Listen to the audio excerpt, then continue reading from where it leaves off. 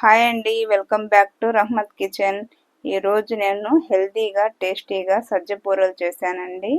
ఈ వీడియోలోకి వెళ్ళే ముందుగా నా ఛానల్ని గట్టిగా లైక్ చేయండి, సబ్స్క్రైబ్ చేయండి. మీ ఫ్రెండ్స్ అండ్ ఫ్యామిలీ మెంబర్స్కి షేర్ చేయడం మాత్రం అస్సలు మర్చిపోవద్దు. ఇప్పుడైతే వీడియోలోకి వెళ్దాము. నేను ఒక ప్యాన్ పెట్టుకొని 3 వంతుల వరకు బెల్లం తీసుకున్నాను. మూడు పావు కప్పులు వరకు బెల్లం తీసుకున్నాను.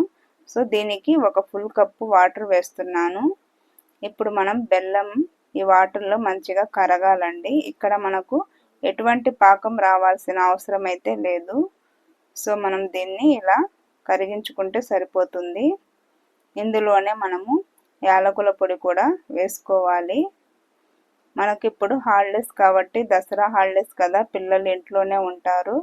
సో వాళ్ళకి ఏది పడితే అది కాకుండా ఇలాంటి మంచి హెల్తీ ఫుడ్ చేసి పెట్టడం చాలా మంచిది. ఇప్పుడు చూడండి, బెల్లం కరిగిపోయింది. ఇందులో నేను తురిమిన కొబ్బరి వేస్తున్నాను. నేనైతే ఎండు కొబ్బరి వేసాను, పచ్చి కొబ్బరి అయినా వేసుకోవచ్చు. ఇప్పుడు ఒక ఫుల్లుగా 2 కప్పుల వరకు సజ్జపిండి వేసుకుంటున్నాను. మా సైడ్ అయితే వీటిని బాజ్రా అంటారండి. మీ సైడ్ ఏమని పిలుస్తారో తప్పకుండా కామెంట్ చేయండి. ఇప్పుడు నేను స్టవ్ కట్టేసి ఈ పిండి వేసుకుంటున్నాను. ఇప్పుడు వేడి మీదనే మంచిగా కలిపేసుకోవాలి. వేడిగా ఉంది కదా, సో నేను అందుకని ఇలా స్పూన్తో కలుపుతున్నాను.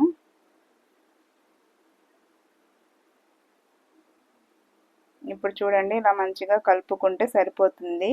ఇక్కడ మనం టెన్షన్ పడాల్సిన అవసరం లేదండి. పిండి గనక మనకు గట్టిగా ఉంటే కొంచెం వాటర్ అనేది చల్లుకుంటూ మనం పిండి కలుపుకోవచ్చు, చేతులు తడి చేసుకుంటూ. అలాగే పిండి లూజ్గా ఉంటే ఇంకొంచెం పొడి పిండి అనేది కలుపుకోవచ్చు. ఇలా మంచిగా కలిపేసుకున్న తర్వాత ఇప్పుడు నేను ఇందులో కొద్దిగా నువ్వులు కూడా వేస్తున్నాను. ఎందుకంటే నువ్వులు కూడా హెల్త్కు చాలా మంచిది. ఇందులో మనం కొబ్బరి వేసాము, నువ్వులు వేసాము. ఇవన్నీ హెల్త్కు చాలా మంచివండి. అసలు పిల్లలు ఇలాంటి ఫుడ్ చాలా మిస్ అవుతుంటారు. హెల్తీ ఫుడ్ వాళ్ళకు అసలు మనం ఇవ్వలేకపోతున్నాం కదా. సో అందుకని ఇలాంటివి చేసి పెడితే వాళ్ళు కూడా మంచిగా ఎంజాయ్ చేస్తారు. ఇప్పుడు నేను నువ్వులతో పాటు కొద్దిగా నెయ్యి కూడా వేసుకుంటున్నాను, ఒక ఫుల్ స్పూన్ వరకు. ఫ్లేవర్ అనేది బాగుంటుంది నెయ్యి వేయడం వల్ల. సో ఇప్పుడు ఇంకొకసారి మంచిగా కలిపేసుకోవాలి. మనము ఈలోపు పక్కన ఆయిల్ పెట్టుకోవాలండి. మనం ఆయిల్ని హీట్ చేసుకొని దాని తర్వాత మీడియం ఫ్లేమ్లో పెట్టుకొని వీటిని వేసుకోవాలి.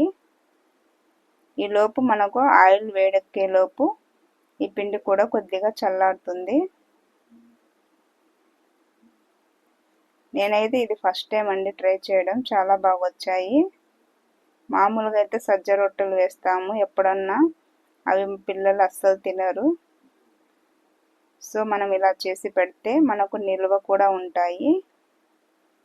ఇప్పుడు చూడండి, మనము ఒక్కొక్కటిగా వేసుకోవాలి. ఇవి మరీ పల్చగా కాకుండా మరీ మందంగా కాకుండా మీడియం థిక్నెస్తో వీటిని వేసుకోవాలండి.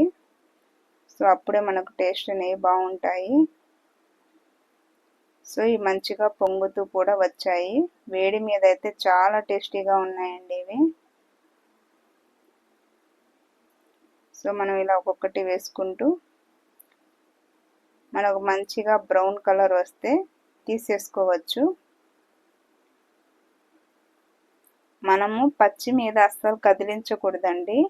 పచ్చి మీద కనుక కదిలిస్తే అవి బ్రేక్ అవుతాయి. మనకు అవి ఎర్రగా వేగిన తర్వాతనే మనము వాటిని తిప్పుకోవాలి. సో అంతేనండి, వేడి వేడిగా మనకు సజ్జ బూరెలు అయితే రెడీ అయిపోయాయి.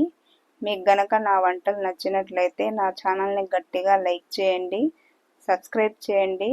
మీ ఫ్రెండ్స్ అండ్ ఫ్యామిలీ మెంబర్స్కి ఈ వీడియోస్ని షేర్ చేయడం మాత్రం అస్సలు మర్చిపోవద్దు. ఓకేనండి. మీరు ఈ దసరా హాలిడేస్కి ఎలాంటి వంటలు వండి మీ పిల్లలకు పెడుతున్నారో తప్పకుండా కామెంట్ చేయండి. బాయ్.